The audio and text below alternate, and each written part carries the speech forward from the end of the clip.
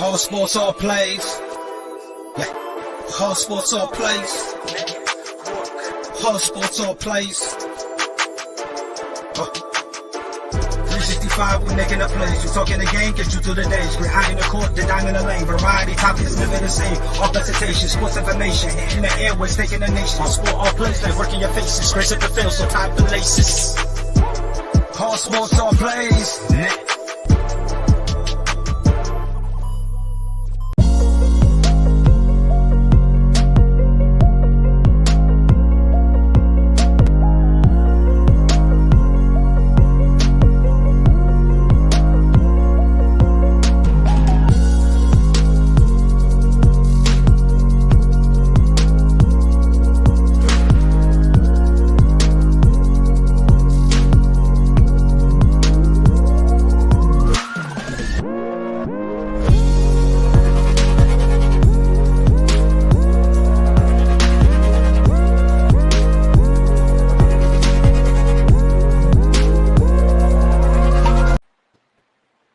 All right, everybody, welcome to the ASAP Afternoon Blitz. I got a big show today for you guys, joined by Frankie the Yankee. How's it going, Frankie? Well, what's going on, boys? How you guys doing? I'm doing fantastic. I'm happy today.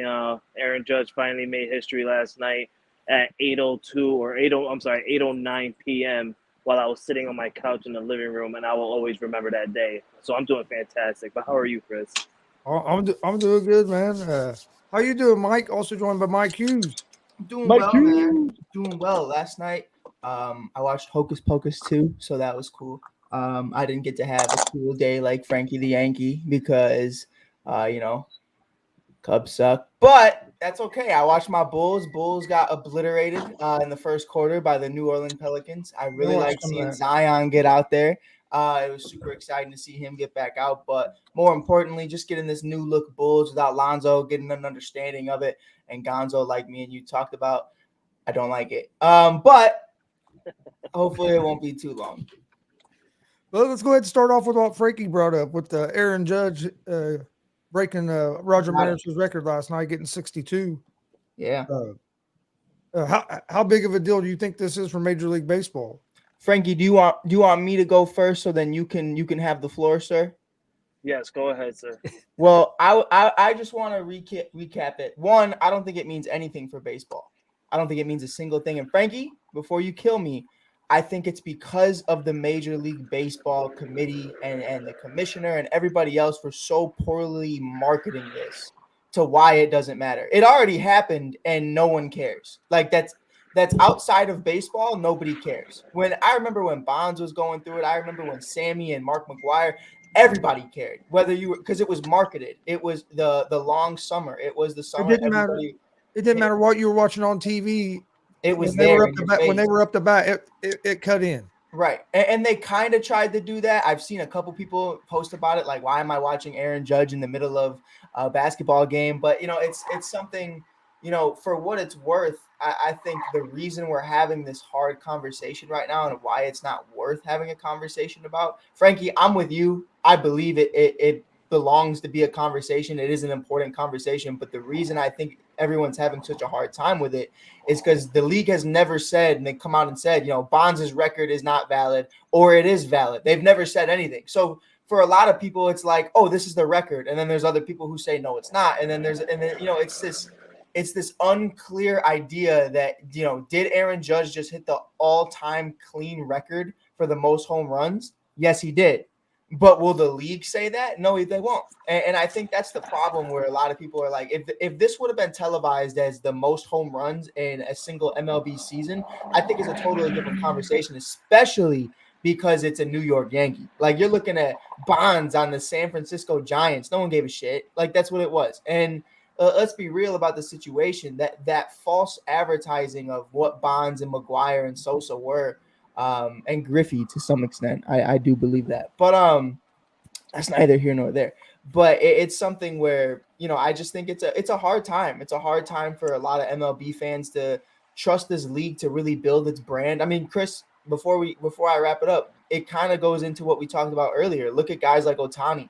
How do you not see Ohtani on every single Hulu, Netflix, and all these other commercials that they're poorly, and they say, oh, well, he just doesn't speak English, and that's why. I've heard the guy say things. I've heard the guy talk. Like he definitely could if they gave him the money to do so. Like that's what it is. So it's not hard to read off a script. So I think the MLB just did a horrible job marketing this, but shout out to Aaron Judge and congratulations to the Judge family. MLB does a bad job marketing everything, period. Yeah. I mean, that's why baseballs went from years ago being the number one sport to being the second or third watch sport because they're terrible at marketing.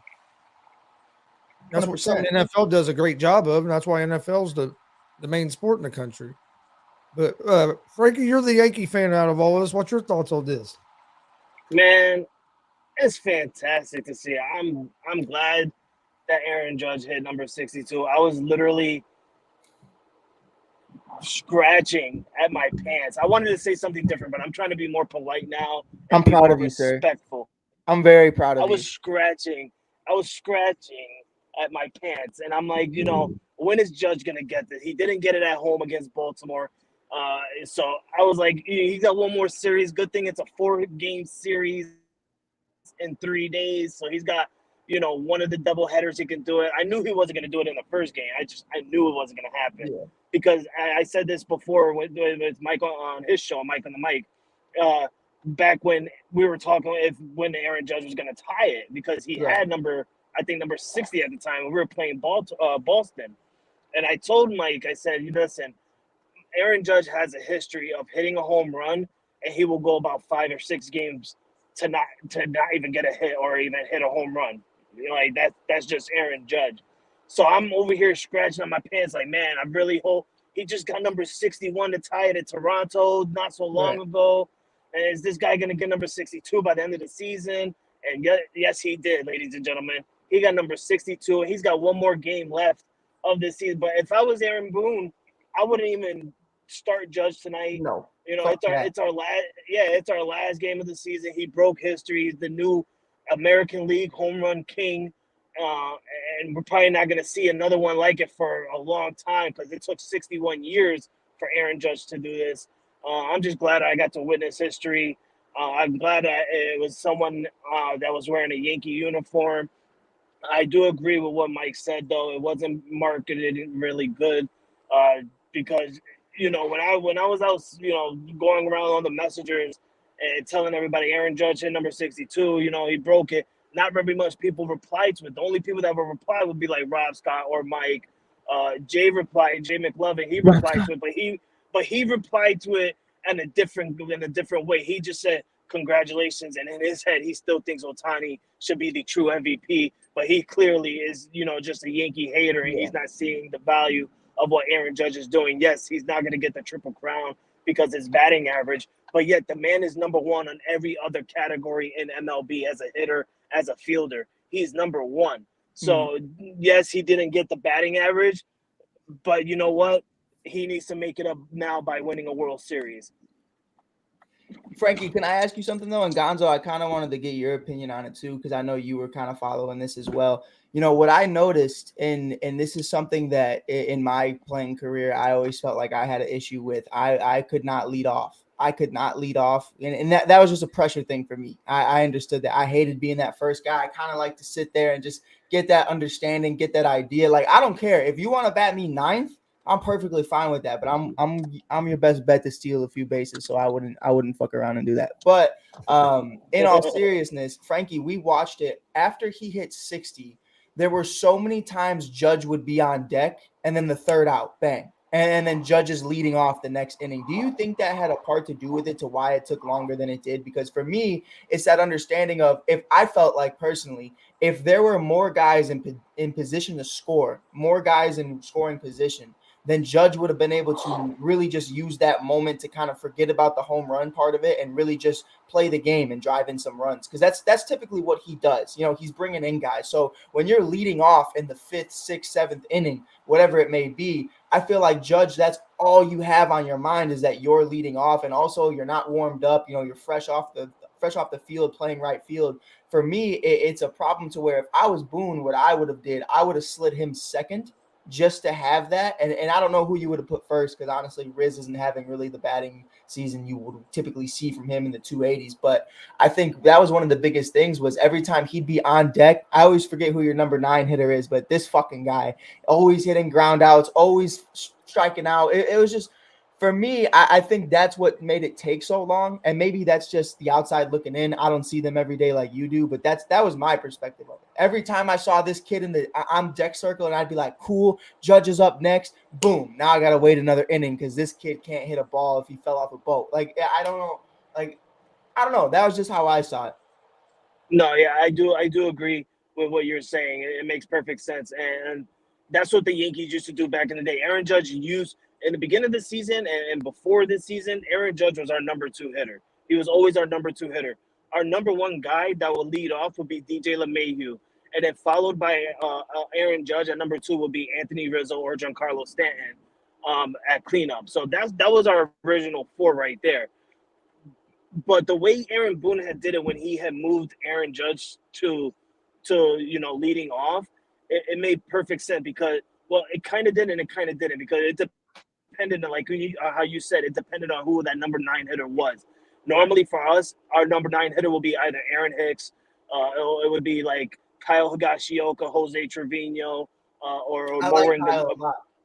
Yeah, or Morin Gonzalez. Out of those 4, those are the 4 best options to have at your number 9 if you want to have Aaron Judge as your leadoff, because those 4 players can honestly get on base if they really can. And if they do, then yes, I feel like Aaron Judge would have had a better mind option of okay, I'm tied at the home run. Let me not worry about that right now. I got a man on base. I can move up my batting average and get this guy either across to move on to the next plate, or at least drive this in to where he can score from first base or something like that. Because you don't want to, if you're going to be batting number 9, we don't want to hit a double. Because if you're going to hit a double, then they're just going to walk Aaron Judge intentionally. Right. It always happens. So you want to get a single, and hopefully he can drive that ball into far deep enough. He can. Hopefully he can, though. Do it to where that person can either score or either move bases, so his batting average can be better. That's what I feel like that he should have had. But I do agree with you that number 9 hitter was always messing up, aka Aaron Hicks. And I'm not scared to say his name because I'm a Yankee fan. It's Aaron freaking Hicks, where he messed up. He either grounds out, strikes out, fly balls out, line out. Something with an out, he's done it. And I don't like it. And it pisses me off because, as a Yankee fan, you don't want to see Aaron Judge. You got him on next to bat. You don't want to wait another inning. Yes, you got 2 outs. If this guy's the number 9 hitter, you should be getting on base knowing that you got Aaron Judge behind you. Hey, man, I told you you could have had Ian Happ if you wanted him, but y'all weren't willing to give up some prospects. So I don't feel bad for you. I think he should go back to being the number 2, maybe even the number 3 batter. But I mean, it worked. It worked for him at the end. He got the 62. Don't got the Triple Crown, which is really sad. I would have liked to see the Triple Crown too. But hey, it is what it is. Yeah, I agree with you guys. I think that had something to do with it, but I also think the guys behind them not hitting the ball real well also had something to do with it, because then it was easier for them to walk him. It's a lot easier to walk Judge if there's nobody on base. That's right. The guys in front of him. But when the guys behind him aren't hitting the ball well, it's easier to walk him. And hey, we'll pitch to these guys. They're not hitting the ball near as well. We like our chances better that way. And then also all the pitchers start throwing him breaking balls outside. He really wasn't getting a lot of pitches to hit. And I don't know. I think it's a big deal that he got the 62. I'm one of the like Frankie says, the American League home run king. But I agree with what Mike said, because I'm one of the guys.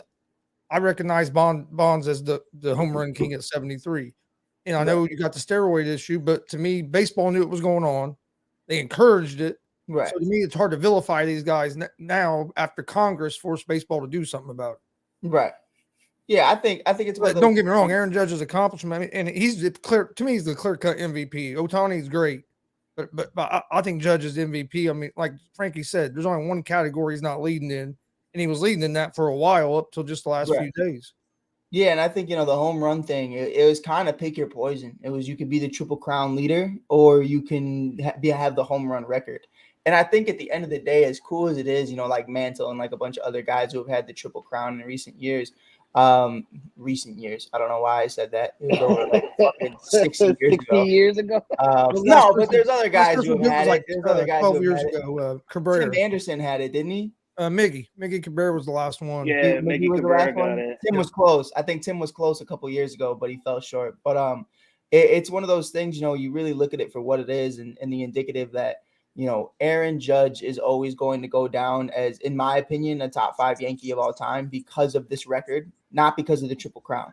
And that's because of what home runs mean to the game of baseball. A casual fan, they can't tell you what a Triple Crown is. They can't tell you what an ERA is. They can't tell you what all these other things mean. But everybody knows what it's like to hit a long ball. And everybody freaks out when you hit the long ball. And you're always going to go down as a hero for that. So I don't kill guys like Sammy. Like Sammy Sosa was my childhood. Ryan Dempster, Kerry Wood, Mark McGwire, guys like that. Yeah. You grow up with guys like that in the NL Central, and hey, I'll give Gonzo some love. Ken Griffey Jr. being with the Reds for a little bit, I loved watching the Reds just because of that. It wasn't what you wanted him to be. He was injured a lot, but it's that. And that's why I always say I do believe. Give me some love. Give me some love, bro. Throw in Derek Jeter. Throw in some Andy Petty, maybe, or even Mariano Rivera. Sir, I was afraid of you as a kid. I didn't cheer for you. I was scared when the Yankees were in town. I wasn't happy. But in all seriousness, I think, I do give those guys love because I think that's a part of the game that and I get some heat for it every now and then that I'm okay with. Like if guys want to be on steroids, be on steroids. It's a personal choice, but that's just me personally. That's how I feel about it. But, I do understand where a lot of people could say, that, okay, Bonds does hold the record because at the end of the day, I don't care what anybody says. Like in performance enhancing drugs, the biggest thing about them, if you have a 105-mile-an-hour fastball coming at your head, it's not really going to change any of the fact that you still have to hit that ball. Like it's going to make you stronger. It's going to make you a little bit more gifted and a little bit more talented. Recover quick. Overall, if you got to hit a slider that has a 14-inch break on it, like I don't know. I don't know what you want me to think for you on that. Yeah, I don't know what you want me to say. It's not happening. Fastballs for sure, but sliders and stuff like that, maybe it helps your eyesight just a little bit, but more times than not, you still got to be an athlete to be. And there was pitchers that was taking steroids as well. 100%. There are a bunch of guys. There's actually this documentary. What is it called?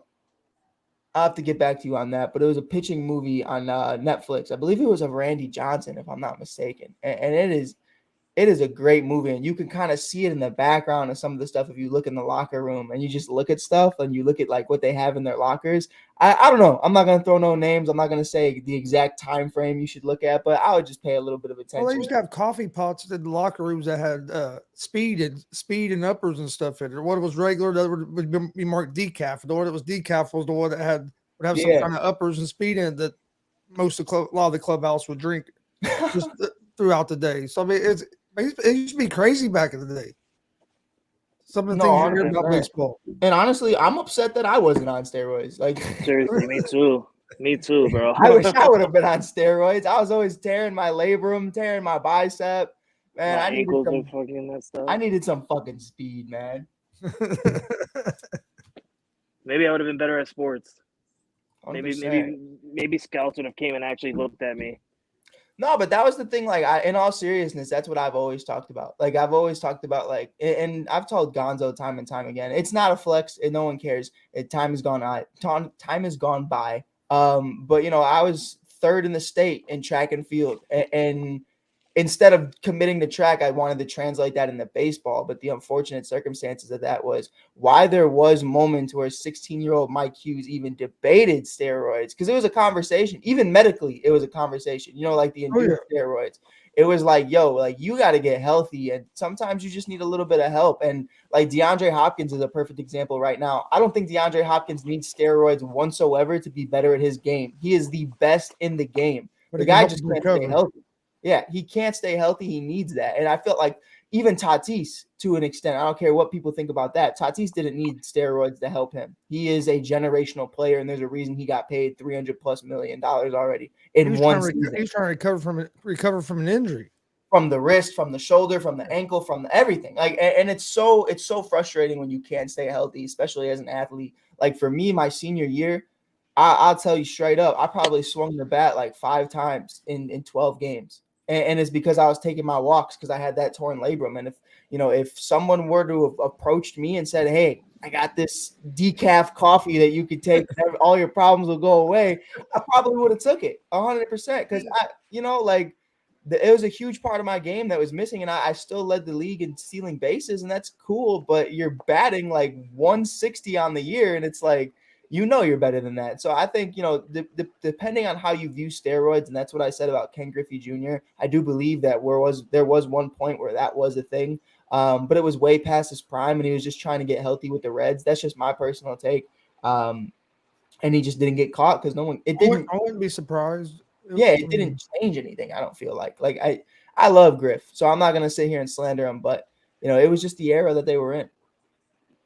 No, I agree. My son weighed 80 or 79 pounds when he was a freshman in high school. Lowest weight class was 106 because we're a big wrestling family. I'd have loved to have something to help him. You know what I mean? We worked a whole summer drinking protein shakes. Had more crazy I ass did wrestling. He gained like 5 pounds. Yeah, I should have been in your family. I did wrestling in high school. I was in a 215 weight class limit. Frankie was a big bitch. That's what he was. Just a big. It wasn't even fat. If you look at the 215s, bro, they're not fat, bro. Those are muscle. The fat majority of the time. And you got 285s. Frankie, I don't know how tall you are, but the majority of the time, the guys who are like 215, they're like 6'1", 6'2". So yeah, I'm 6 foot tall. Yeah, that's pretty average. Like, I'm 5'8". Well, actually, my shorty's watching this, so I'm 5'7". That's the reality of it. But I like to tell people I'm 5'8". But I'm 5'5". I'm short. You're 5'5"? That's crazy. At least I feel better now. But and I'm one of the tallest ones in my family. But you're taller than Pops? Oh yeah. Oh, that's crazy. Pops is like 5'4". No, Pops isn't even 5 foot. He's 4'11" and like a half or something. Oh my God, he's considered a little people. Oh yeah, he's like an inch for being able to go to Mexico and be a true luchador. But I think for where the weight class was at.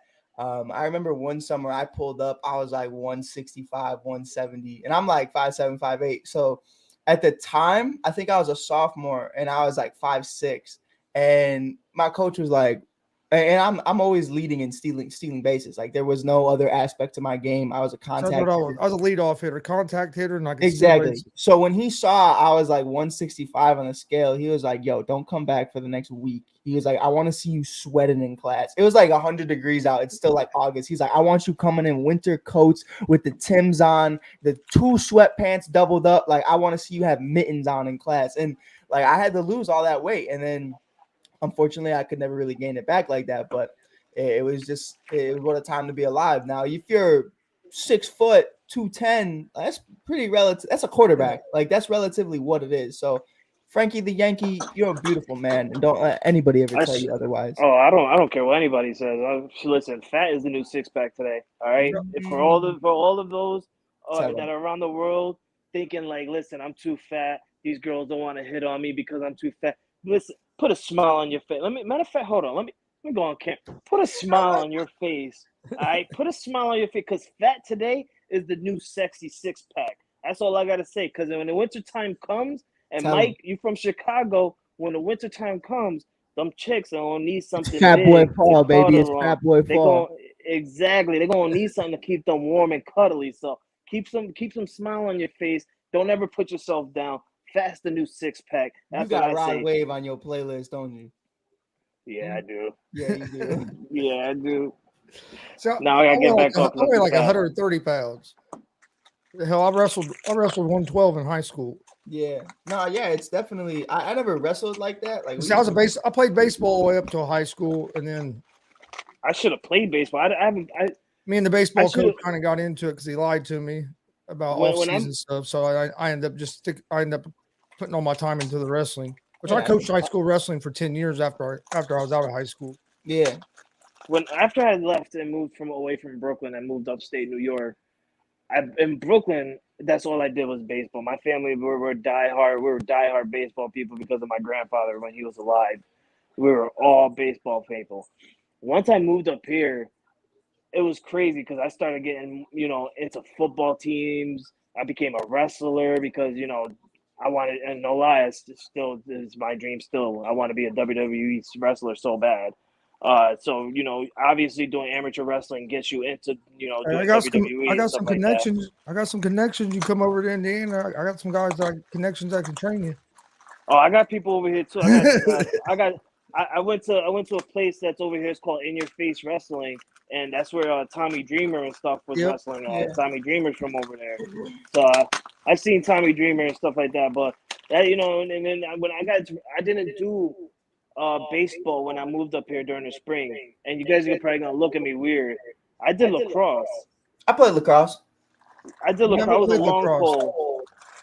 We don't even have like a lacrosse team around here. You know what was crazy? When I was a kid, there was one. It was before, and Frankie could probably attest to it. Early 2000s, 2010s, like lacrosse was getting there, but it wasn't there yet. Especially in big cities. It wasn't on the map. Right. So in Chicago, we had one team called the Chicago Blues, and we would play everybody in Illinois. We'd play all these white boys in Rockford, play all these white boys in Naperville and Schaumburg and all these other places. You just hated them. The crazy part was everybody on the team, more times than not, except my boy Charlie Weber. If you're listening to this, I love you, baby.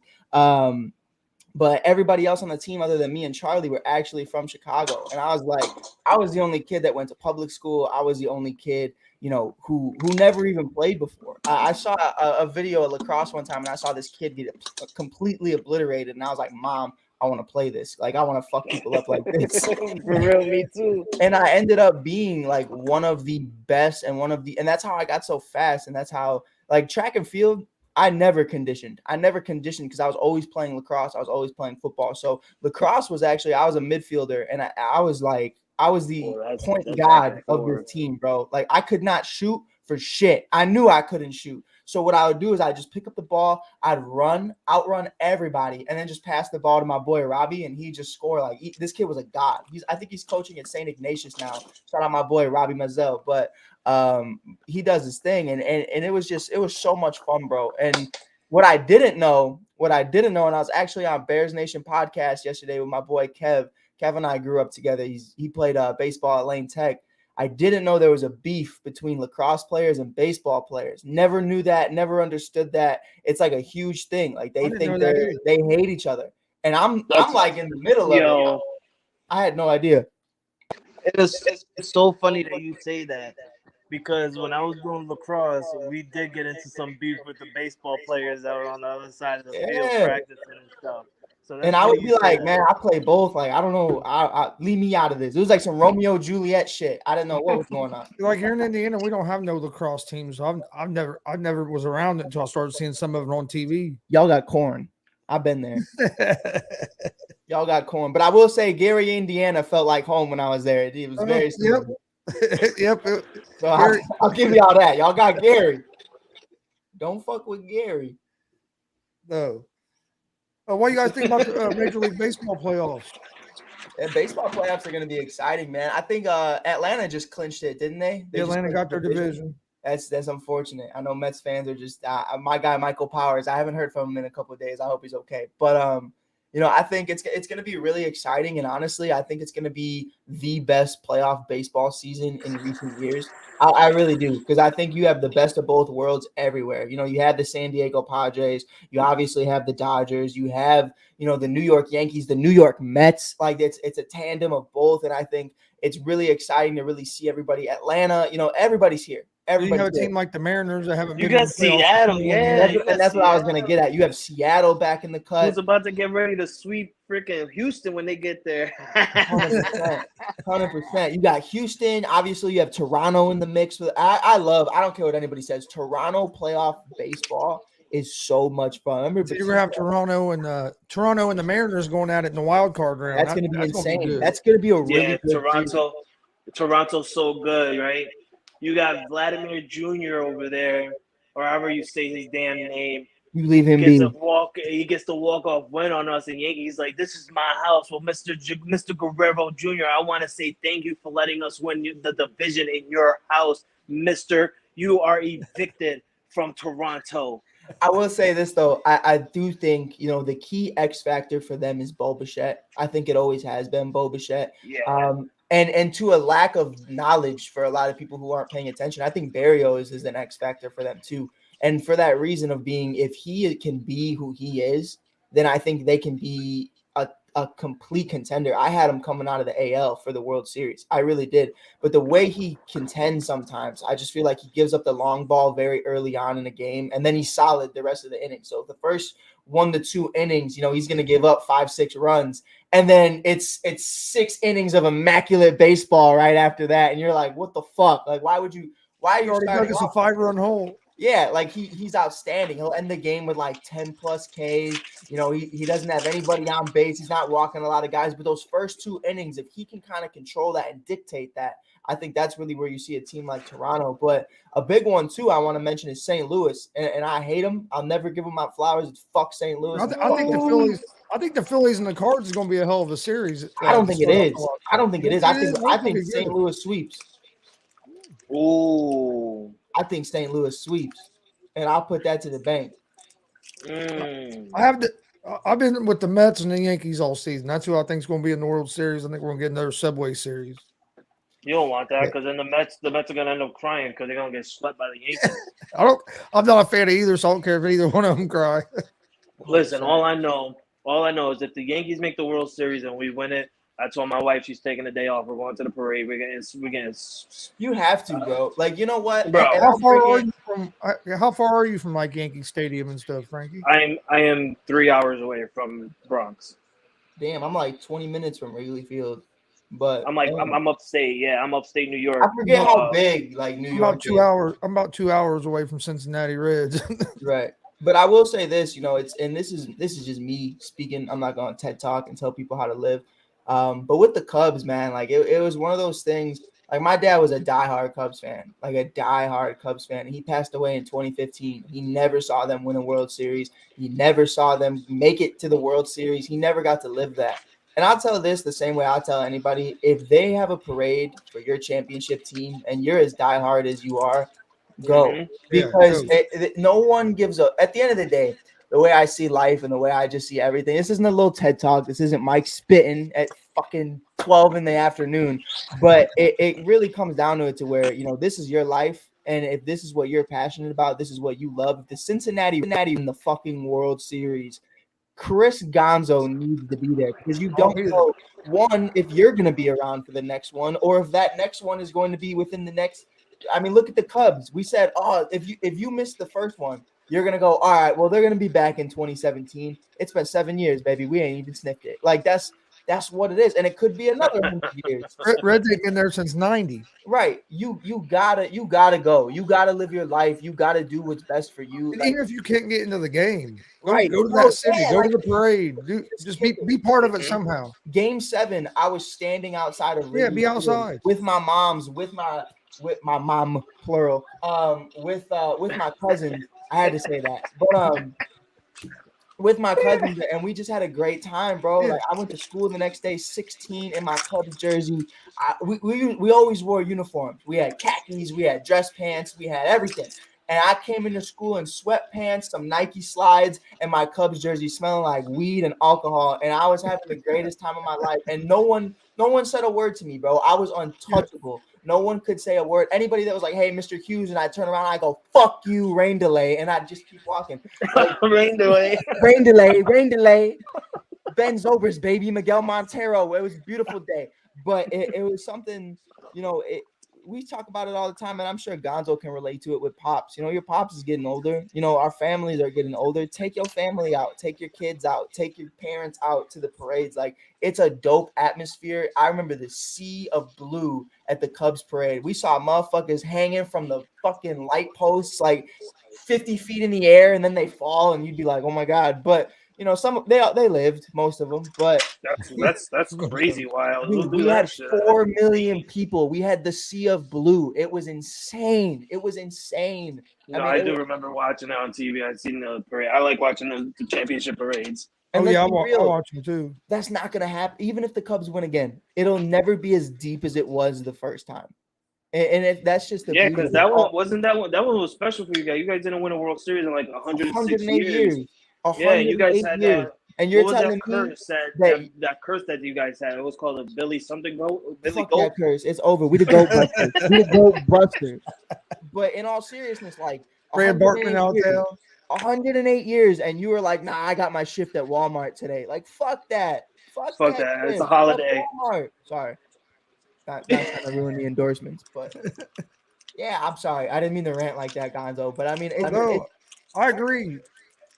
It's so important, bro. It's so important. That's what you look for as a fan. You know, you don't just look for the Frankie's not a Yankees fan, so he can get the free T-shirt that says 2022 champ. No. Like, you're a fan because you're a fan, and that's the part of the game that it's so rare, bro. I'm trying to watch my boys go to the World Series. I want them to lead the World Series 3-1, so that way I could be out there at Game 5 in Yankee Stadium.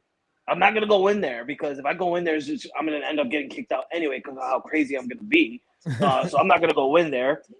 I might as well just wait outside, and I'm gonna wait to watch the win. And once we get the win, that's where I'm gonna go crazy because I'm gonna watch every Yankee fan come out. I'm gonna high five them all. I'm probably gonna end up rolling up mad blunts and just handing them out like, yo, let's go, let's party, we chance, baby. And it's gonna be insane. Go hand them to a kid, bro, and you'll be all right.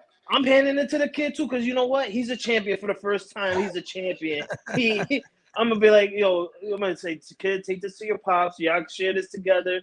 Congratulations, we the champs, baby. Let's go. Frankie the Yankees, Frankie the convict within 24 hours. It's legal out here. Right? He can't get in trouble. You can't give that shit to a minor, G. I guarantee if the Reds was to win the World Series, me and Pops would be down there quick. No, 100%. We'd be down there that game, like he was saying. We'd get down there for whatever game we might have a chance to clinch it, even if we had to be down there 3 or 4 days. Yeah. Wait, your Pops isn't even he's not even a Cincinnati Reds fan. He's a Dodgers fan now. He's still a Reds fan. He was just talking crap. I won't believe that till I hear Pop say it. He said it. He said it. He did say it one time he was a Dodgers fan now. Yeah, he said. He got mad when they traded Castillo. I would too. I mean, you really didn't get shit for him, to be honest. Yeah. A bunch more prospects that we usually trade away anyway. Right. Yeah, 100%. But that's what gets frustrating. We don't keep our prospects to let them develop. We just keep trading, get more prospects. It's like at some point you got to put your prospects out there and see what you have. It was the Bauer thing for me. When Bauer left, I was like, all right, well, yeah. And Castellanos left, and I was just like, yeah, this is. I knew Castillo was the writing was on the walls. I was like, yeah, they're full blown rebuilding. Yeah, you get rid of Winker, Castellanos, Suarez. Look what Winker and Suarez are doing in Seattle. The Colts have ruled out running back Jonathan Taylor for tomorrow's game. That's we're trouble on. That ruins my fantasy. Does anybody got any trades that they want to make for Jonathan Taylor? I threw it out there, Mike. I'm that crazy, Mike. I had the number 1 pick for our unscripted group chat, our unscripted fantasy football league.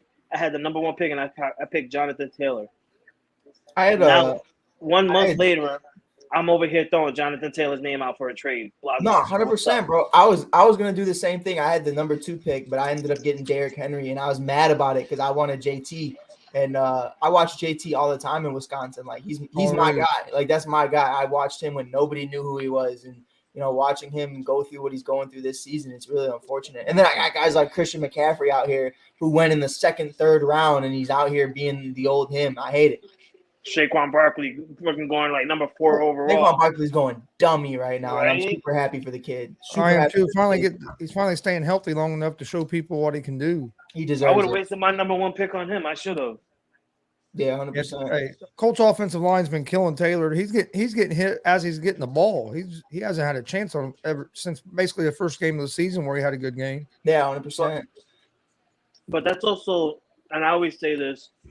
It's not only the offensive line's fault. It's the defensive mindset of, okay, we're facing the Colts, so their number 1 guy is Jonathan Taylor. Yep. Let's look at the films from last year and see what Jonathan Taylor is going to do, what routes he's going to run, what we think he's going to do. Well, that's where Frank Reich has to make adjustments, and he don't. Yeah, and that's what sucks about it because we normally see wide receivers do that. When you got a big tight, like top tier wide receiver for example, Cooper Kupp, right? He's an outstanding wide receiver, crazy. Cooper Kupp.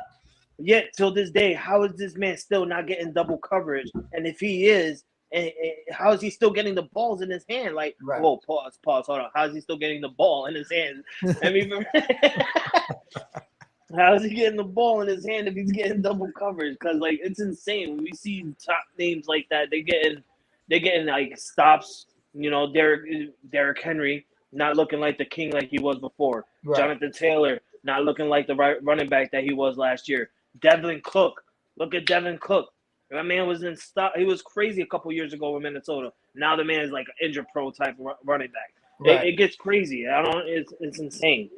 Well, I think Frank Reich's going to be gone because I wanted to fire him Sunday after he didn't have Jonathan Taylor out in the field for the last drive of the game. Yeah. Well, Jonathan Taylor was hurt. What do you have to do? You want to keep having him out there and just play that injury? His ankle. He was playing fine the play before that. They took him out because he fumbled the ball. Right. I think a big part of it too, and kind of to Frankie's point, I think injury is definitely a big part of it. Offensive line is a huge part of it, and coaching scheme as well. But I also think your player personnel, is one of the biggest things that go misconstrued in all of football and all of sports. You know, you're looking at Judge. The reason Judge is getting walked so much is because of guys that are, batting behind him who you don't really have to worry about. I love Riz, but from a batting perspective, it's just not his season. But I think when you look at it for what it is, especially with Dalvin Cook, not just the injuries, but Justin Jefferson's arrival kind of dictates the offense and kind of changes that perspective. You have Adam Thielen. When you really look at it for what it is with Jonathan Taylor, Pittman and Chris and I have talked about this. Rob Scott, baby, what's the word? But Pittman is really just the only guy. And I think the misconstruing with take my shirt off. I'm hot. Oh my God. I think though with Cooper Kupp, Cooper Kupp has all these plethora of weapons, and there's so much with Sean McVay that you can do that you can't double Cooper Kupp, because then it's a 90-yard bomb to Allen Robinson or Odell Beckham Jr. or somebody, Tyler Higbee or somebody along those lines. And I think that's really where you see Cooper Kupp. And I'm also gonna sit here, and that's my guy. That's my white wide receiver. There's not many of them, and they make me happy because they give white boys like me a chance to just be proud of something for the first time ever. That's not a quarterback. I hate quarterbacks. Rob Scott knows, but it's something. I think Cooper Kupp is him. I think it doesn't matter if you try to cover him or not. I don't think it's gonna do anything. Like that's the point to where he's at right now. You can double him. I wouldn't.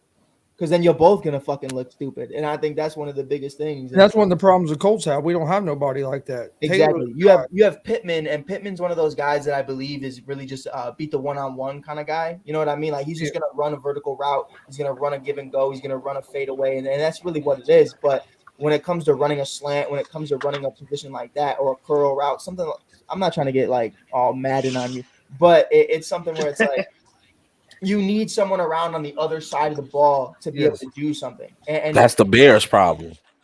Yeah. Tell him, Rob. Hey, go. That's Colts' problem as well. Hold on. Let me do this for Frankie.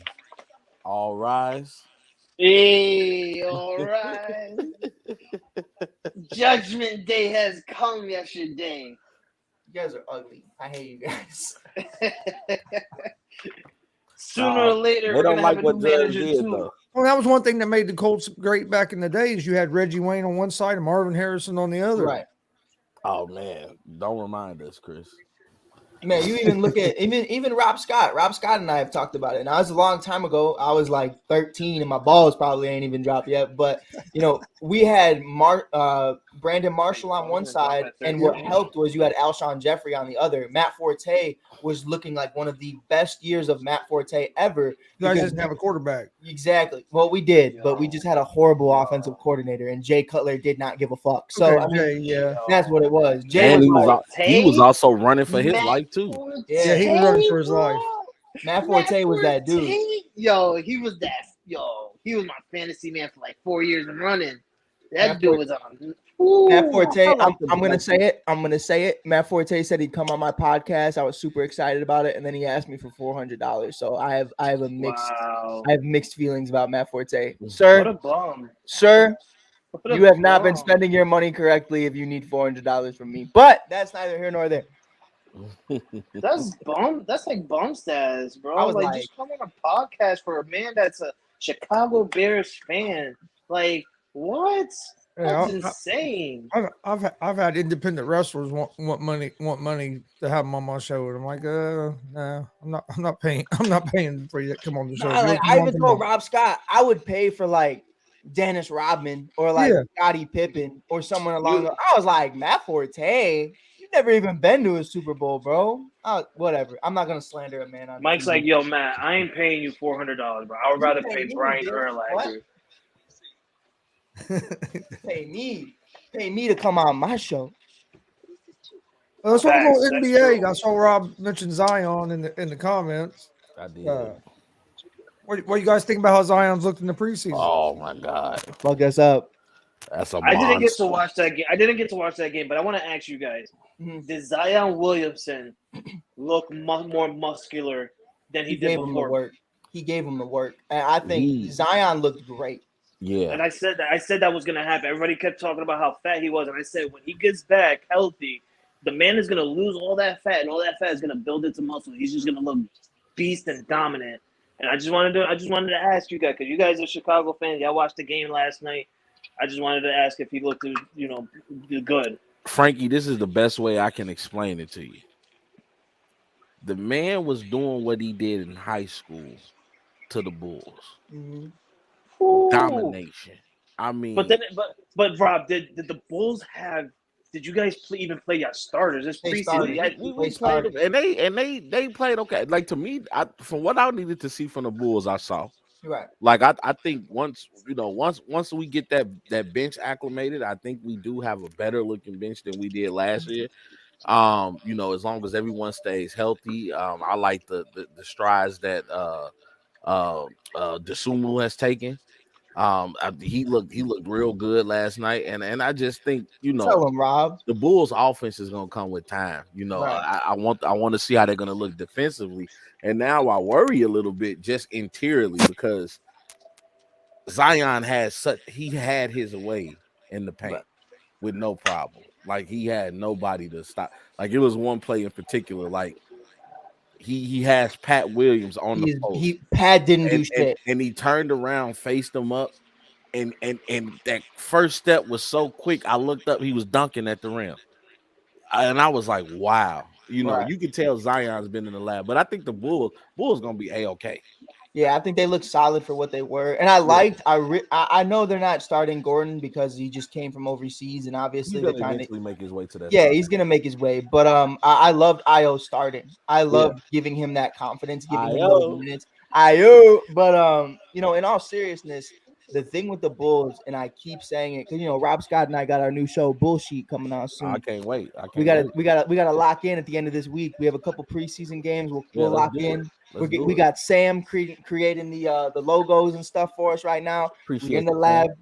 But I will say this: I think with Lonzo Ball being out, I'm not even gonna say a timeline. I'm not even gonna say till January because I just need to see what happens first. Because this kid could never play again, or he could be back in 3 to 4 months. So before I say anything on that, I do think the X factor for the Chicago Bulls, because of DeJounte Murray, because of Donovan Mitchell, and a bunch of other guys who are now in the East, I think it needs to be Patrick Williams. Like, if Patrick Williams can level up and be what we expect him to be, this next baby Kawhi, this next baby Jimmy Butler, maybe not offensively, but defensively, and then score, let's say, 15 to 17 points a game, that is an X factor that nobody in the league is talking about. When you talk about the Chicago Bulls on ESPN, when you talk about the Chicago Bulls as a fan outside of Chicago, nobody mentions Patrick Williams. And I think that's the key X factor right now for everybody. You're expecting Vooch, you're expecting Zach, you're expecting DeMar and Io.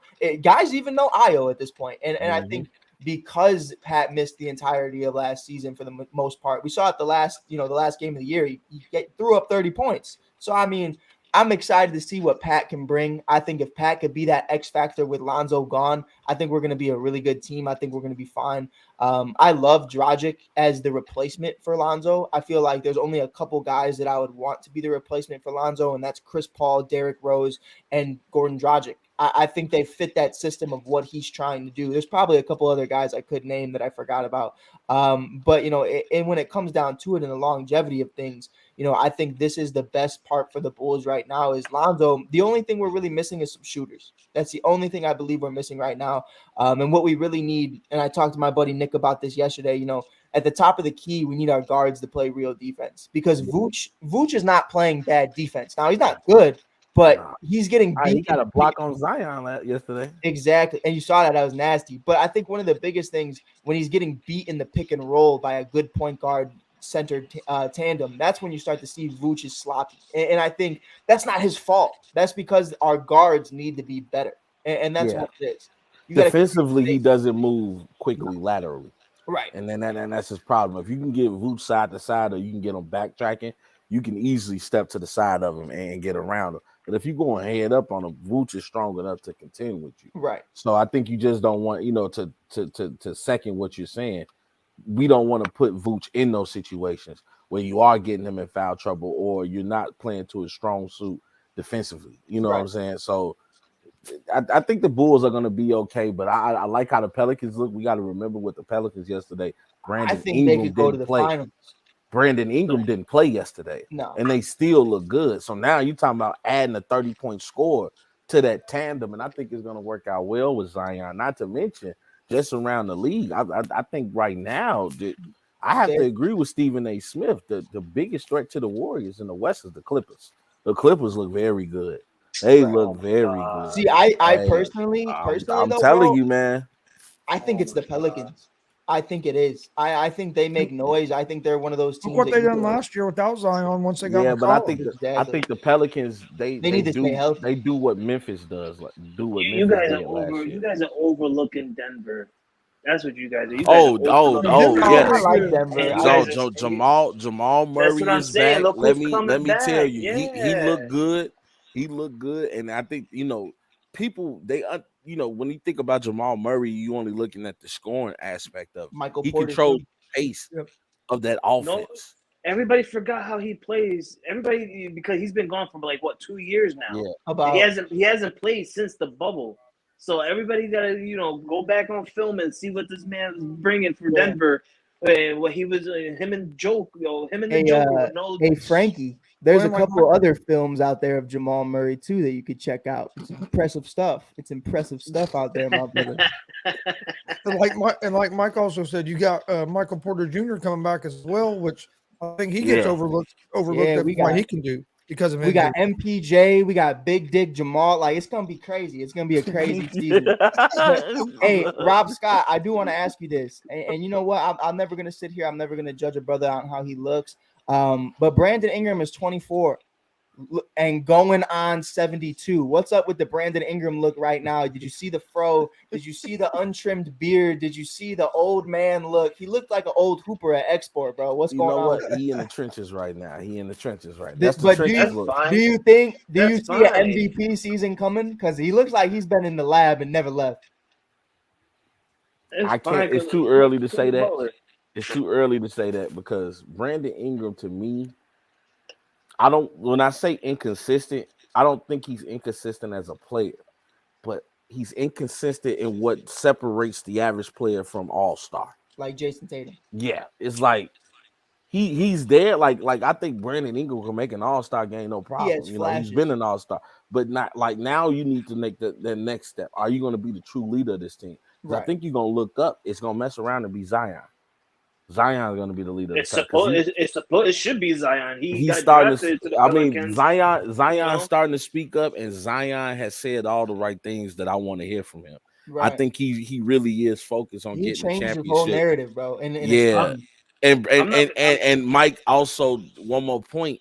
Ingram is not going to get the touches that he got last year because of Zion. Yeah, you got CJ too, and McCullough. And they got a nice little mix of players. They got Graham. They got some shooters over there. Who was bro? Number 5. Number 5 was shooting the lights out the ball last night. It was insane. I don't know his name. I believe they still have Graham too. And they still got Graham. They still got Graham. I think Graham's great, especially for what he can do. And my little irritator. He's Alvarado. That kid, Alvarado. I'm gonna tell you straight up, I would punch that kid in the back of the head. I would punch that kid in the back of the head. He is so irritating. He's like in your him. face. No, I like love him. But as a player, like I would hate to play this kid. He's everywhere. He sneaks. And do you see that one thing he does where he tiger crouches, bro? Yeah. Dude, he looks like King Von on the court. You know what I call him? He's the light-skinned Pat Beverly. 100%. 100%. Except this kid's got game. That's the difference. But you better stop. Patrick Beverly about to show up. He about to show up. I just watched Patrick Beverly airball from half court the other day. So what? So what? It's preseason. He practicing that shot. He wanna wait. All right, he's waiting. Oh, I forgot. Frankie's a Yankee fan or a Laker fan. Yeah, don't worry. Yeah, I'm the only solo Laker man left on ASAP. I'm trying to stay. Well, yeah, because the other one was stealing money. But with that being said, Gonzo, what's our next transition? Oh my God, I didn't say it. I just want you to be. I was about to guys, what you guys think of Ben Simmons' debut with the Nets? So Ben Simmons, can he make a free throw? Can he? Did he make a free throw yesterday? Did you guys watch him at the line? I didn't watch him at all because that's how much I care about him. And when you want to talk about Ben Simmons, you got to bring pride into he's the only one on ASAP that cares about Ben Simmons, honestly. I don't know why. You know what, though? I did just watch his interview with JJ Redick, and it was a great listen. And it was something that I'm going to backtrack. I'm going to backtrack on a lot of stuff I said about that man because I do realize and I do look at it as a perspective of not only a man, but as a black man in an industry ran by white people. I think Ben Simmons literally sat up there and he said, fuck y'all. And he said, I'm going to get what's best for me. Really getting that, really what the difference was for me. And Rob Scott and I have talked about it a few times, guys feel like you don't deserve to know what's going on with me. Some guys aren't like that. Some guys are very open about their situation. Some guys will tell you this is what it is. Like Kyrie Irving, I'm not getting vaccinated. This is why so and so. And whether you think he's crazy or not, at least he's informing you. Now the thing with Ben had personal issues going on, and he finally opened up about that, and he explained it. He was like, yo, I just didn't feel like anybody deserved a reason to dive into my mental health. That's a conversation for me and my therapist. That's a conversation for me and my team. I didn't really feel like telling the public, telling guys like Stephen A. Smith who are going to kill me if I don't want to talk to him. And that's really, to me, I killed Ben Simmons all seasons for being selfish, for not caring. And, to some extent, Don't those take things it back. I'm not taking it back. But I will say I'm not going to kill this man for not wanting to share personal information. I'm going to sit here and I'm going to say I think the way he handled things was incorrect. It was unprofessional. But I do believe at the end of the day, saying that this man doesn't – some people were saying this man doesn't have mental health issues.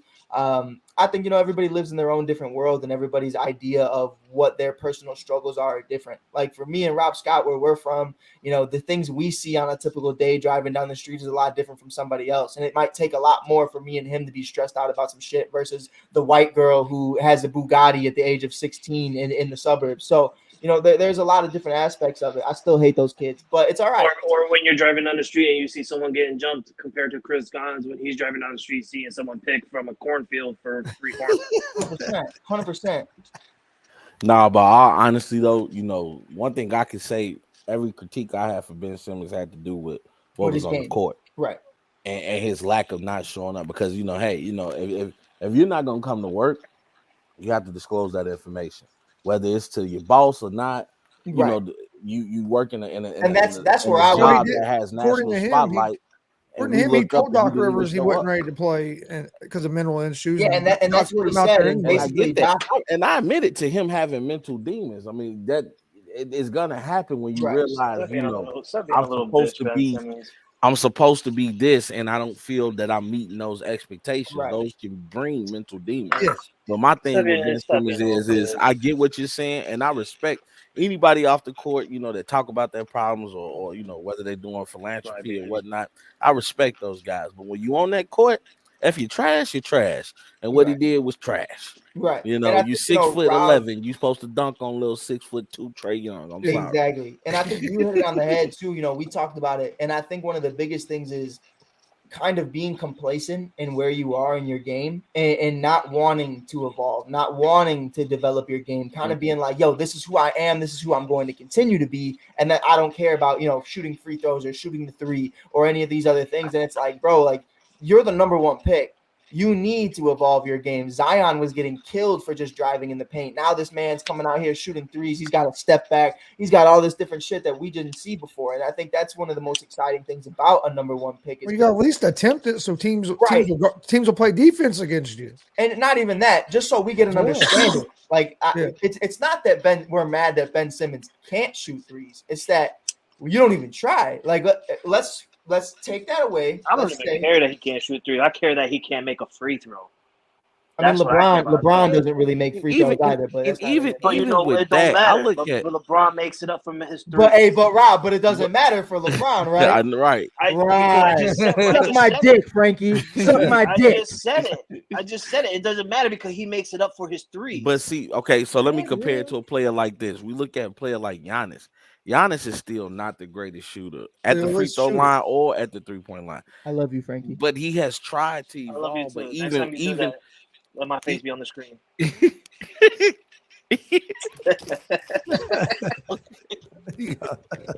threw me off with that one.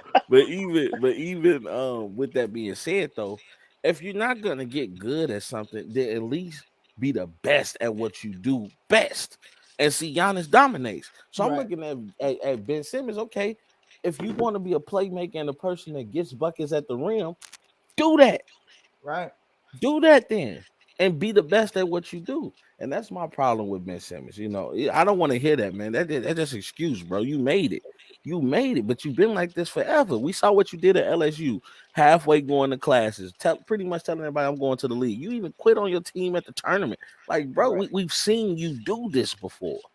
So I'm not going to give nobody the benefit of that. I love what Giannis said. I was looking at a Giannis interview, and he was talking about being the most skilled player doesn't get you in the NBA. He talked about it. I've met players more skilled than me. I see skilled players now on the street. It's more than that skill that takes you to get to this league, to be consistent, to be disciplined, to be focused, and to have purpose. Like, you gotta have that to be and you can tell that's the difference between superstars and everybody else. Right. Gotta have that obsession with the game. Can we be honest though, Rob Scott? Like, can me and you sit here and be real for a second? Yeah. The best Antetokounmpo in the East, be fucking real.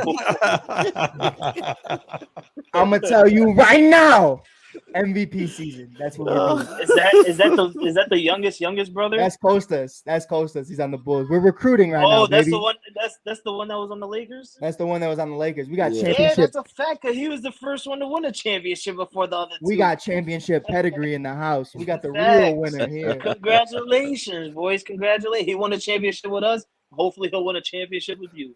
We got Caruso. We got Kostas. I got the Lakers 2.0 over there. And you know what? We got Lonzo. We got our thing going. We got our thing going over here. They put a timetable on Lonzo's return. So Lonzo just had his surgery about a week and a half ago, a couple Wednesdays ago. I believe it was 2 Wednesdays ago or last Wednesday. I don't even know. What kind of surgery? It was another meniscus thing. It was basically a cleanup of the second one because the first one because he wasn't healing right. Right, it just wasn't healing right. They even said they found that there just were some things that they had to clean up. That happens. It does happen. It's very rare. So for a meniscus injury, it's always typically about like 3 to 8 weeks. But I feel like because of his situation, we're not going to probably see him for about 3 months. That's probably how it's going to look. So as of right now, I would say we get Lonzo back late December, early January at the earliest. I think that's really the timetable for Lonzo right now, right before All-Star break. I think that's a great timetable, though. And honestly, I would let him chill until All-Star break. I think Goran Dragic can, if healthy, I think it'd be a perfect situation. I think you're still going to be a 500 team. Now, Rob Scott and I already talked about it. We don't think we're going to be top 4 in the East, but I think you're going to be a 500 team. You're definitely going to be in the playoff conversation or maybe even right outside the play-in because I think the East is crazy. The East is going to be nuts. So I think I think top 5. I'm going 5. So let me ask you this. I'll say 7. Let me be. I'm going to be serious for a minute. So if you think he's gonna last out until All-Star or a little bit after All-Star break or whatever, do you think the Bulls should do something to where I don't know if it's like kind of like the NFL, because in the NFL you can put somebody on IR and that frees up a roster spot where you can do a free signing. Do you think the Bulls can do something like that with Lonzo Ball if he's gonna be out that long?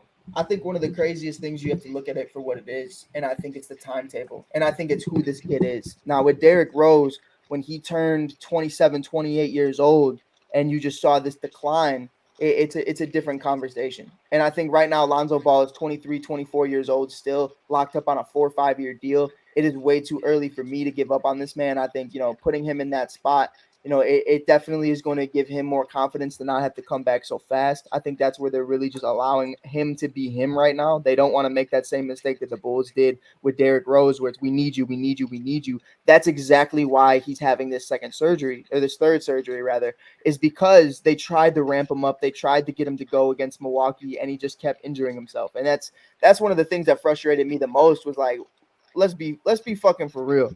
Let's be for real. It didn't matter if he was playing in that Milwaukee series or not, and I wouldn't have had him play, especially with Io. I won't say it wouldn't have mattered. I think it would have been more competitive, because I think one of the things that the Bulls lacked is they made it easier for Giannis to attack Vucevic, because the guards were breaking the guards down on the perimeter. So Lonzo's there; he gives you more defense. Now, remember, at that time, we didn't really have Lonzo or Caruso, because Caruso. Even though Caruso got faded by Allen, he got hit by Middleton, didn't he? He got hit by somebody in the Grayson Allen. Yeah. I knew it was some white boy name. It just took me a second. So the thing is now, my name's Grayson. I play basketball. To this point, though, I think that Lonzo should take his time. Lonzo should take his time healing. Right. And we have 3 great guards. We got Dosunmu, we got Caruso, we got Dragic. I don't think you rush Lonzo back. Let him take his time, because Lonzo is still on the incline in his career.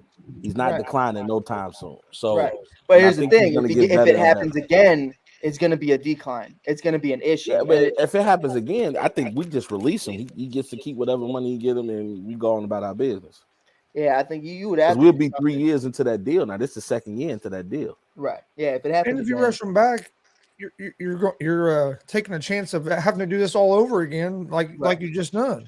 I think he's already not healing right, so now you got to take it slow and make sure he heals right. How you doing, my brother? Rob got to get me in there, bro. I got you, bro. I tell you, we gonna go stupid.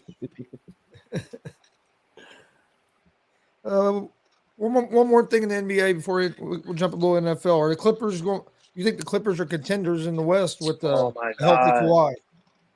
Yeah, I do. Frankie, you want to go? I don't even want to talk about it. I don't give a shit about the Clippers. They're kind of like the Mets. I don't really care what you guys say. They're an injury-prone team. I'm just waiting for the day that Kawhi Leonard comes back and he gets injured again. And then I can't wait for the day Paul George gets injured. And then all of a sudden everybody's reaction changed for the Clippers. And they're like, oh, well, they're done. Because then I'm going to come back and say, listen, I was saying this before the season started, and you guys were all on their nutsack. So, are you calling Kawhi Leonard Christian McCaffrey? I am calling Kawhi Leonard soon to be Christian McCaffrey. I think he's already there. Hey, look, of course, what I'm saying is based off what I'm seeing, and from right now, I get what you're saying, Frank, and you are not wrong. That is always a factor because they just can't stay healthy on the Clippers. They got a bunch of injured people, but at the same time, if they're healthy, they are. What about LeBron? What about LeBron? Oh. You think I didn't hear that? Oh, Bron gonna be an MVP. I said you like the LeBron look. I got the LeBron beard going on. But you don't got the LeBron baldness going. LeBron bald now, baby. I'm trying to be like you, my boy. You see that, boy? I'm trying to be like you. Out there, boy. Rob Scott don't know what patch is. Rob Scott shit full. You feel me? He said spell patch. Full. I don't know. Full. Oh, but Frankie, that's my bold prediction. We gave our hot takes on a couple shows ago. And I am predicting LeBron to have an MVP year this year. Hey, facts, no printer, baby. That's gonna be crazy. It's gonna be dummy. It's gonna be stupid. We here, especially too, because Kareem keep talking shit. Kareem on Twitter. Someone got to take Kareem's Twitter. Someone got to take Kareem's Twitter. That man just be talking to talk. Hey, Kareem talking a little reckless now. It's like, hey, bro. Did you see what he said about Kyrie the other day? Yeah, he said you're a buffoon. I was like, what the fuck? He called him a clown. What in the Disney 1940s kind of insult is that? You called me a buffoon. That's like what in the Goofy movie 1 and 2 is he talking about? calling someone a buffoon back in the days was like calling someone really bad. I don't want to say anything. Bitch. That's what he said. Yeah, basically. That's like your mama telling you acting like a heathen.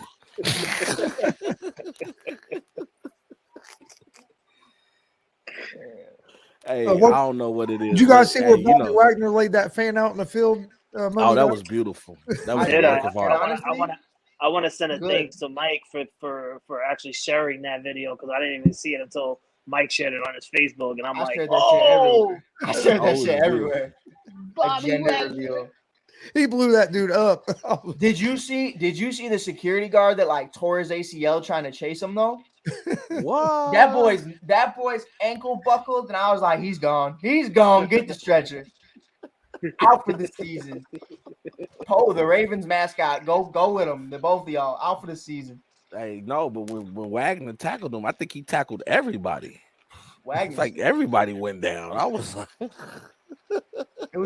honestly though, it was his best tackle of the game, because the rest of the time he played like shit.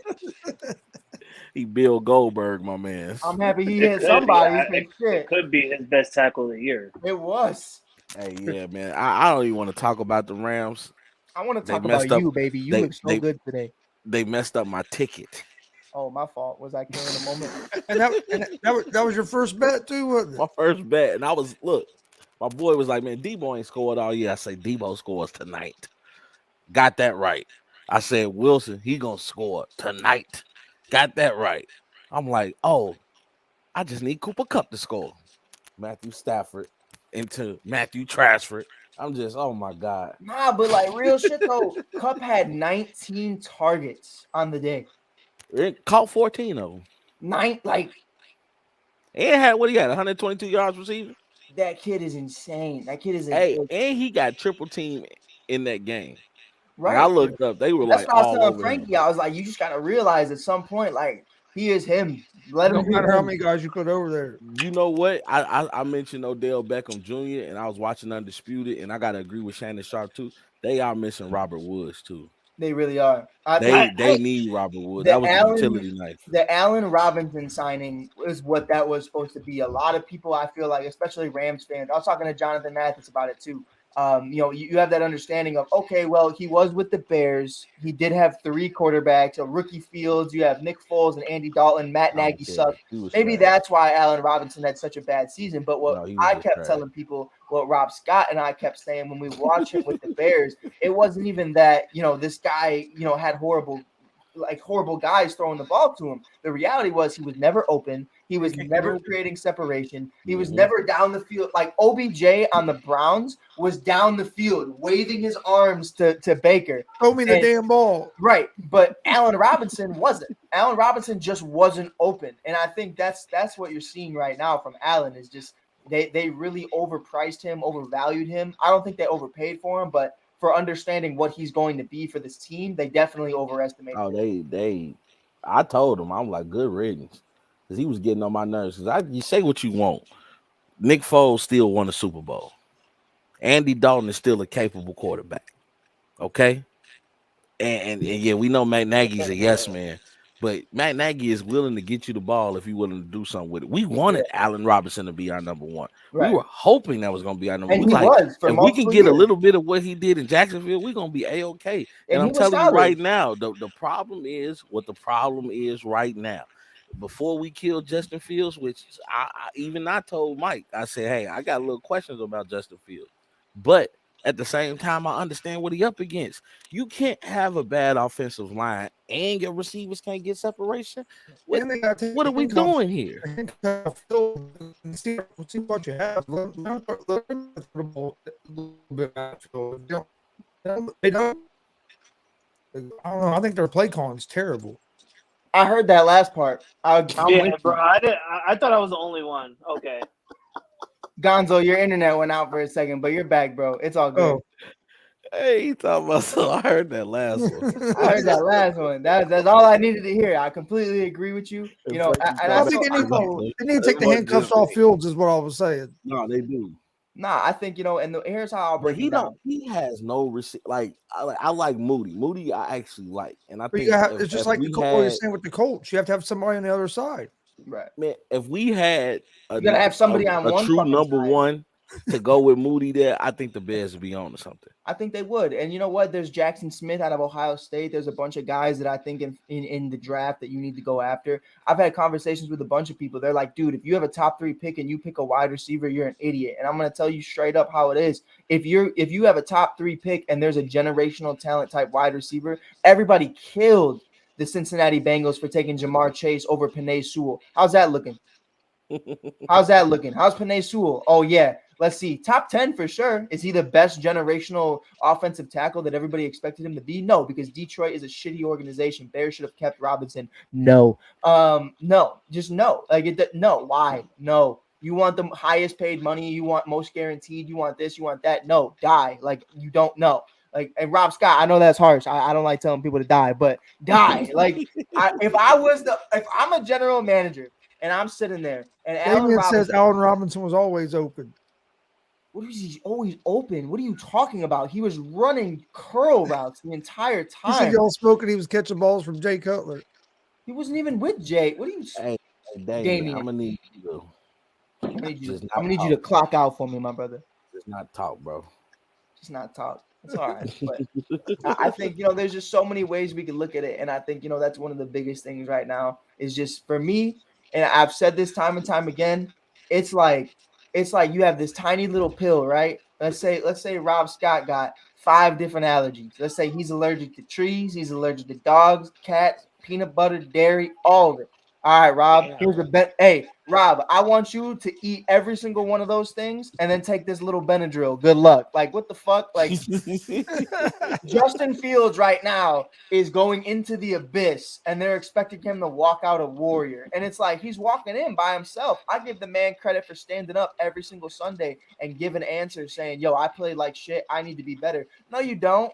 No, you don't. How about this? Here's the reality. We have a wide receivers coach who's never been an offensive coordinator, held Aaron Rodgers' jockstrap for 4 years in Green Bay, and we're going to give him an offensive coordinating job. Why? Because we're the Bears, and we don't hire good offensive coordinators. Brian Dable was there. Eric Bieniemy were there, a black brother who deserves a job and who hasn't gotten a job opportunity yet, and because you're the Bears, you don't want to give him one. It's a conversation. You bring in another defensive coordinator as your head coach who doesn't know what to do. Somebody said the other day on ESPN, maybe Matt Eberflus needs to be the play caller. He's a defensive coordinator. What the fuck is he going to do? That was the thing when you hire Eberflus.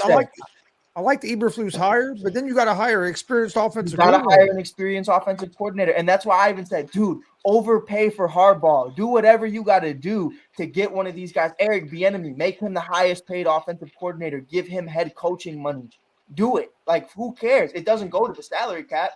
Do what you got to do to make this kid great. And right now, you look at it for what it is. You brought in a wide receivers coach to be the offensive coordinator, and we don't got no fucking wide receivers. We couldn't create separation if we had a 5-foot fucking stick to poke everybody with. Like, we have nothing. We have nothing. Like, hold on, Mike. And this is the icing on the cake. So you don't want to get the money to pay for good coaches. Nope. But then you don't take the money and get good players. But here's the thing. That's fine. That's fine. Because you ain't gonna get the coaches or the players. Here's the crazy part. Right now, what a lot of people don't realize, and Damien is one of those people who keeps saying it. You think just because you trade a guy, he's off the books. Right now, the Bears have $45 million paying guys who aren't even on the fucking team. You're paying Nick Foles, you're paying Khalil Mack, you're paying Akeem Hicks, you're paying all these other guys who have been a part of the team that you cut early on, like Kyle Fuller and all these other guys, Andy Dalton, the list goes on. It's a conversation right now. You look at it for what it is. Going into next year, I have no problem with this. I have no problem if you want to say, yo, we're going to give you a shit product and it's going to be a shit year and everything bad that's going to happen is going to happen. They did that with Joe Burrow. They did that with Jalen Hurts. They did that with all these other guys. And I love that. But say that. Don't be like, yo, we do need him to be better. No, I'm fine. He's fine. Y'all suck. That's what it is. And I think that's the problem right now. Like, what the fuck you're going to sit here and you're going to tell me Justin needs to be better when he is pressured over 55% of the time with the worst separation rate by any wide receiver core in the history. Is it just 55%? Because I feel like every time he calls hike, he's pressured. That's just when he backs up. That's just when he's in the backdrop. I'm so for real too. When he backdrops, he's over 55% of the time. In longevity, in the whole thing, it's probably around 70% of the time. Like, even when he's running the ball, motherfuckers in his face. And it's like, I'm not going to sit here and you know what? I'm not going to kill Stat Guy, but Stat Guy's always here. Oh, he's an Ohio State product. That's why he's not succeeding. Let's be real about the Ohio State products. The Ohio State products always go early on in the draft. Justin Fields is one of the latest guys to get drafted. You have Dwayne Haskins, God rest his soul. He goes to the fucking Washington football team. Yeah, that's a horrible product in itself. You're looking at other guys out of Ohio State. I don't care where you're from, because the reality is Rob Scott is one of the greatest brothers I know. I think I'm a pretty decent human being. Where we're from is the worst place in America. And I'm going to say that. That's what it is.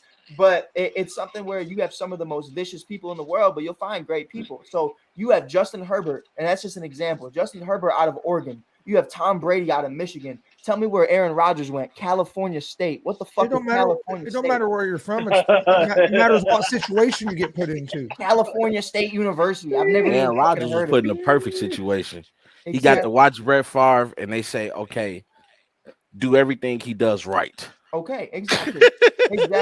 And the thing with Justin, it's about what situation you walk into, and Phil walked into a shit situation. And let's be real. And I've said this to Rob. This is my last point on it, because I don't even know how we got here. But I hate when we get here, because I hate talking about the Bears. They make me upset. But I think when you look at it, going into year 2, name me one quarterback who didn't get an improved offense, who didn't get an improved team. Right now, you look at it for what it is and the reality of what it is. And you look at Justin Fields going into year 1, you had a great defense. They weren't amazing, but on paper, they're good. And you have Allen Robinson, you have Darnell Mooney, you have Jimmy Graham, you have all these other weapons. You have a decent offensive line. You have a head coach who drafted you. Now, going into year 2, new GM, rookie offensive coordinator, rookie head coach, rookie GM.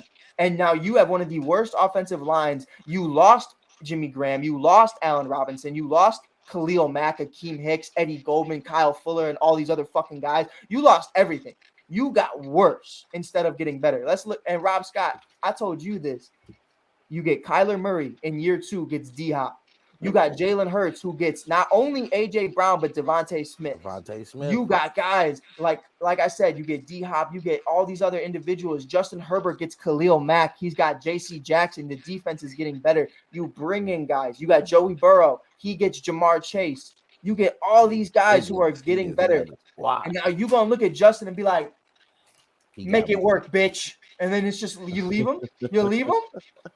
Fuck that. Like, we're poverty franchise. It's awful. All the money in the world, broke as fuck. Like, that's what it is. It's like Debo. What do you say? And y'all call yourself some ballers, and y'all broke. Exactly. No, that's what it is, bro. That's like the best thing I've heard, Rob. That was great. But that's what it is, bro. You got all the money in the world, and you drive in a 2002 Hyundai Elantra. That's what I drive. But what the fuck? My uncle does. Born and raised in Chicago, he does not mess with Chicago Bears. No, he hates the Bears with a passion. No, bro. Like, what are we talking about? Like, we're gonna judge this kid off what? Off of decisions that other people have made? That's crazy. This kid shows up. This kid works. And then the craziest part, we want a leader. Mitch is a pussy. Mitch is this. Mitch is that. Everybody had everything to say about Mitch not being a leader or Jay being a leader. Rob Scott, did they or did they not kill this man for defending his wide receivers? They were like, oh, what do you know? He said, hey, man, respectfully, the fans don't know the work these guys put in. And the fans said, I've been a fan for 40 years. I deserve to talk shit. Shut up, bitch. No, you don't. I don't give a fuck. Sorry, Gonzo, but no. Like, just because you sit on the couch and tell me what they should do does not mean that you should criticize a man who actually made it to the league. I don't want to hear none of that. Dwayne Haskins wasn't a bad quarterback. The problem was with him. He wasn't trained well and got drafted by a crappy organization. Dwayne Haskins, God rest his soul, was dog shit. Let's call it for what it is. He was good. He was good in college, but that's some guy's ceilings. That's what it is. But it was far more than that. It was far more than that. What do y'all think about Thursday night football? Who y'all got? Yeah, I tell you what, I don't even know who's playing because I Broncos versus Colts. And Colts aren't going to have Jonathan Taylor. They just announced a little bit ago he's going to be out. Oh, really? Russell Wilson is questionable, but with that right shoulder injury. But yeah, he's been questionable all year. Yeah, he has. But from what I've heard, he's going to play. Yeah, Jonathan Taylor's not playing for the Colts. I figure you're probably going to see Phillip Lindsay get some carries, and Nyheim Hines. Yes. And what scares me there is Jonathan Taylor. Not only is he's our best runner, but he's also our best pass protecting quarterback, or running back. I mean, so not having him I think is going to hurt us in the passing game as well because our offensive line hasn't been good. And then Nyheim Hines, I like Nyheim Hines as a playmaker, but he's not a great pass protector. You know what's funny? You know what's really funny is Chris is finally seeing the light. We tried warning you before this happened, Chris. We said bringing in Matt Ryan wasn't going to work. Keeping your coach wasn't going to work. Having no wide receivers wasn't going to work. We tried telling you, bro. Now look. I think Frank Reich's going to be fired within the next 3 weeks. No quarterback has to change. What'd you say? I said your quarterback doesn't even have an ankle. I don't want to hear that. Leave God be. I just got news that my quarterback's at practice right now, looking to aim to start next week. So Matt Ryan hasn't been the biggest problem. Biggest problem has been receivers getting open and our offensive line, and then play calling. Yeah, Pittman's back. Pittman was been back for a couple weeks. And let me give a huge shout out to my boy Bailey Zappi, baby, a rookie quarterback who took Aaron Rodgers into overtime. Damn it. We lost by 3. I don't care. My boy's a rookie quarterback. He took the supposedly greatest quarterback, a back-to-back MVP, into overtime. Man, Aaron Rodgers, you trash, bro. What do you guys think the Cowboys are going to do if especially let's say they win? Cooper Rush gets another win this week with Dak being out. Do you think there's a chance they're going to stick with Rush for the rest of the season? If I was Dallas, I'm sticking with Cooper Rush. Cooper Rush right now is 3-0 with the Cowboys. Dak Prescott 0-1. What does that tell you? And Dak left. And Dak left. You know what? I would keep Cooper in just from a superstitious point of view, just because he seems to just have the winning number. But the moment he messes up, Dak is immediately coming back in that game. I think the way you have to look at it, and it's the way I compared it, a lot of people said, oh, Nick Foles, he's doing amazing for Chicago, bench Mitchell Trubisky. And obviously it's a different situation because, obviously Dak is obviously paid a lot more and he's your franchise guy. But, Nick Foles won 5 games in a row with the fucking Bears and then lost 7 in a row. So, I mean, like Rob said, the second you fuck up, you got to go back to Dak because that's just Dak can win. Dak is capable of leading this team. The big thing is he just doesn't win you the big games. He's not going to get you to the playoffs. He's not going to be that guy. But Cooper Rush long term. Rob Scott, by the way, you're muted, my brother. I know. I was waiting on you to finish. He knew. My fault. Thank you, though. But no, yeah, I just feel like, you got to stay with Cooper at this point. And I don't think you don't switch him until Dak's 100% healthy too. With you winning games, oh my God, don't rush him. Don't rush him back. 100%. My finger, surgery. Stop spanking your shit every night. I love to, but we're not superstar athletes. In our minds, we are. In my mind, I'm like, I'm fast. In my mind, I'm like, damn, this $30 million contract is fat.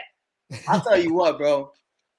Well, the best thing I realized I could do in my life to give me that extra boost of confidence every single day, to look at myself in the eyes and call myself a man, was joining a men's softball league. I'm playing against 50, 60-year-old guys, and I'm batting 800 on the season. Like, I fucking dudes up, and it's the greatest time, bro. I'm having a blast. I used to play. I used to play at a couple of the men's leagues with my son. And my son was like, when he was like 19 or 18, he started playing, and he was better than half the guys that was out there. Bro, yes, bro. It's hilarious. It's the funniest thing in the world, honestly. And they get mad too. That's what makes it even funnier. Oh, they get so mad. You know what they told me? I can't steal bases. They're like, yeah, no, you can't. I was like, bro, you're just shitty. You're just mad. They've ruled Tua out for week 5. How long do you guys think Tua should stay out? About 3 weeks. About the whole year. I would say, in all seriousness, I think about 3 weeks is where Tua, for me, it should be at.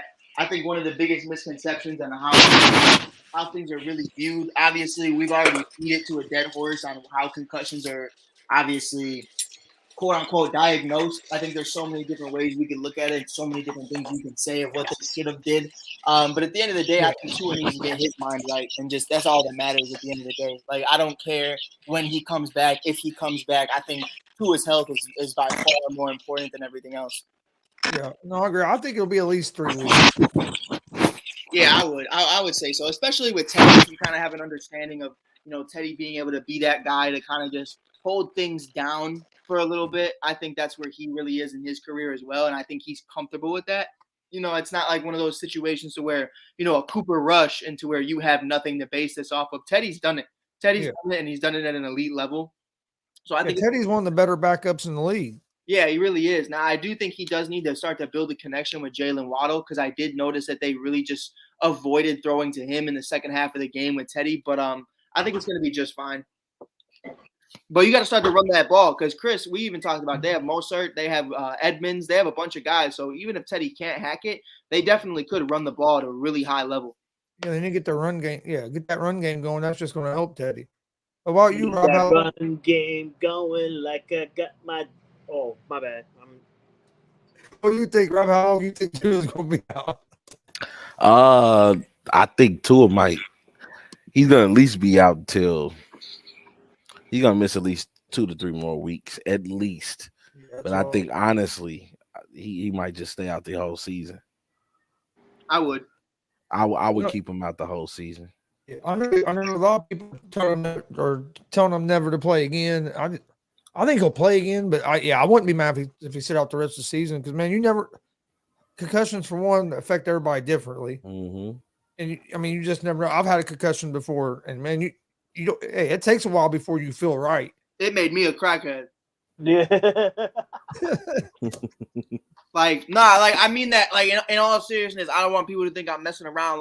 Them white boys that punch walls and, break lockers, and they're like, fuck you, mom. That was me, bro. I've never been like that. I'm a respectful kid. I'm a respectful dude. But I remember I was in one of my classes one time. We were in a Spanish class, and I had to, I had a double concussion. I had one on this side, one on that side. It was bonkers. It was crazy. Out of my mind. I was Antonio Brown 2.0. But I was sitting there, and it's Spanish class, and Rob Scott knows how Spanish classes in Chicago go. You got this black or this white guy teaching you about Spanish. He don't even know Spanish. So it's I was like, where's the Hispanics at, teacher? I got this white woman teaching me Spanish. What the fuck is this? But we got Corey in the house. You like what I did there? Sing it. I got you, baby. But in all seriousness, and Rob knows, I'm a very chilled out guy. Very chilled out guy. But I had this concussion, and she looked at me, Miss Borum. I remember she looked like a pterodactyl, and it was awful. But she walked up to me. She was like, yo, say this in Spanish. Read this paragraph. And I was like, I can't. I have a concussion. I can't even read English right now, to be honest. I don't even know where I am. And she was like, well, if you don't, you get a Saturday detention. And I was like, and I stood up, and I was like, well, then I guess I'll see you on Saturday then, bitch. And I slammed the door, and everybody was like, what the fuck? But it's that kind of stuff where it can change your entire persona, your entire personality, and you get in some dark days, man. And I think for Tua, for you to care about, look at AB. Well, AB is a whole different thing, but a lot of AB talk this week, and I think we should do a show dedicated to it. But I've talked to him before. He responded to my Instagram message, so that's my brother. I ain't going to disrespect him, but he's wilding. But I do think Rob Scott and I said it, especially with the Miami Dolphins organization, a team that does not care about your head coach, a team that does not care about the respect of another individual, I wouldn't play for them until I was ready. Because of what they did to Brian Flores, I wouldn't play. I wouldn't play at all. And that's what it is. Because if you don't respect me, if you don't respect my organization, you don't respect my teammates, I'm not going to respect you. And that's what it is for me. Like, I don't know. To each their own. No, I agree. Because, like I said, I've had concussion before, and not only affects you mentally like that, it's just the way you feel. I mean, times you stand up, if you look down or look a certain way, you can get dizzy, feel like you're going to pass out. I mean, you tweak out. Oh yeah, it's crazy. So I would sit out as long until I feel normal, and then I'd sit out. I wouldn't rush back because if you man, the hits he took and the way he looked on that field that night, he can't afford to get another concussion real quick. Both nights, to be honest, too, back to backs on a short week. You got 2 concussions in a span of 4 days. Let's be real. Yeah, so you need time. You rush back, it's going to happen again real quick, and then your career might be over. And not only that, you might not ever be the same. Right. I hate to say it, hell, you get a brain injury, you can end up in a wheelchair for life, or even worse. Right, and honestly, like, wait, hold up, who's to play for again? Miami Dolphins, sir. And what am I a fan of? New England Patriots, sir. Oh yeah, that's right. Yo, Tua, they need you to start this week, bro. Oh, Rod, what's that? Screw you, Rod. Oh, wow, bro. Rod did like a quick laughing, trying to get a serious face back. That just was mad fun. Rob was like this. Going about his day. Because only Frankie can get away with the stuff he says, bro. Question, I need an opinion. Damn, bro, you just put fucking letters. You just like question, I need an opinion. In fantasy, you got to trade Romo, Stubbs, Garrett Wilson, and Kittle. No. Fuck that trade. That trade needs to die. Don't do that trade. Tyreek Hill is not that guy. Hold on. Who are you trying to trade for? In fantasy, bro? So who are you trading with? He's in our fantasy. I want to know who the hell he's trying to trade with. Yeah, who you trading with? Because I know Logan has Tyreek Hill. And Logan is not going to give up Tyreek Hill. So no, but I'm saying if Damian has Tyreek is outscoring all 3 of them on a good week. Like, that's what it is. Like, Tyreek had like 30 last week. That's why he's throwing 3 players in there. For one, I wouldn't even do it because you're throwing Kittle's name in there. Bro, it's quality over quantity all the time, bro.